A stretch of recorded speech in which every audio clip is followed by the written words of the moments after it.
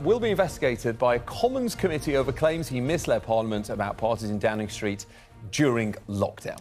Boris Johnson is currently on a visit to India and claims he has nothing to hide. Well, we're joined now by ITV News Deputy Political Editor Anushka Asana, who spoke with the Prime Minister yesterday. What did he say to you, Anushka?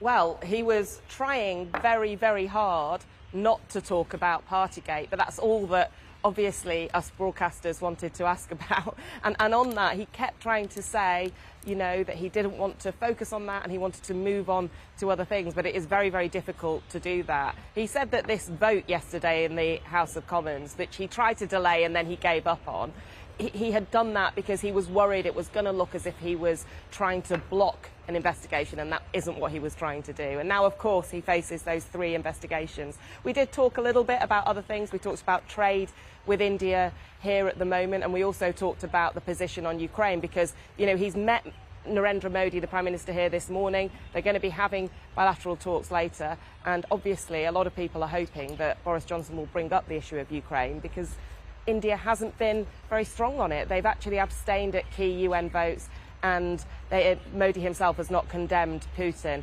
But yesterday, much of the focus on Partygate. We did actually ask the Prime Minister, you know, is there any situation in which you would resign, or are you definitely going to carry on into the next election? And his position is, I want to focus on the things that matter to people, and absolutely I'm going to take the party into the next election.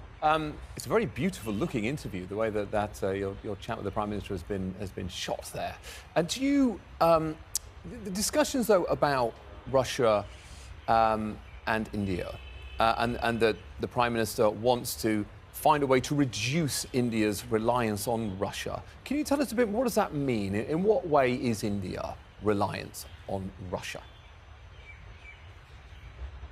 Well, look, a lot of countries buy oil and gas from Russia. Now, to be fair, it's not a huge amount of the oil that comes to India that's come from Russia. But what India has done, while other countries around the world are trying to reduce the amount of oil that they buy from Russia, is it's actually massively increased the amount of oil it's bought in the last month or so. And that is because Russia is offering it at a discounted price, which obviously flies in the face of that message, reduce your reliance on hydrocarbons. I mean, I put this to the Prime Minister when we were on the plane on the way here, because us journalists got to huddle around him and ask him questions, and said, surely you're going to call him out on this? And I asked it again yesterday, and he says, yes, I've made that argument. But overall, the impression you get in terms of the tone that the Prime Minister wants to strike with Prime Minister Modi here is a very positive one, and one that's focused on trade. And he said, look, you've got to remember that India has got historic ties with Russia, and it's very much that tone that I think he's going to take into the meeting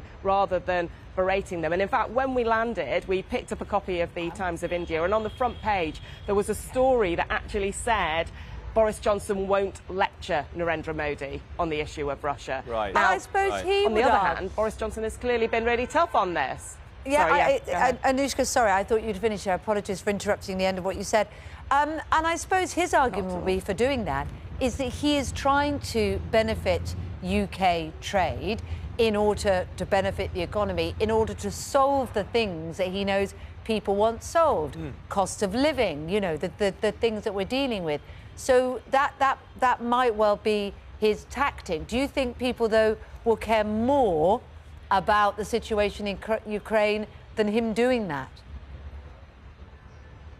Well, I think these questions are always difficult wherever you are across the world. And what people who are involved in the trade deal would say, and in fact I spoke to someone very close to those negotiations yesterday, is that through trade talks you can actually have that soft power. You can try and influence people. You can say to them when we're talking, if we're going to do this trade deal, we're really interested in your human rights and we really want you to make a stand, for example, on Russia. But in terms of trade directly, look, what do we want from India? I'll tell you the 2 big things we want from India. We want them to cut duties and tariffs on whiskey, 150% to get our Scotch whisky here into India. And we want to do the same on cars because there is a massive, massive Indian middle class and it is growing. This is going to be the second biggest economy in the world and British companies want to sell into that. Now, in return for that, what do we have to give? Well, Boris Johnson knows that one of the things that India wants, as well as to sell agricultural goods to us, are visas. And he was really interesting on that yesterday because I put it directly to him, will you give India more visas, more immigration to the UK?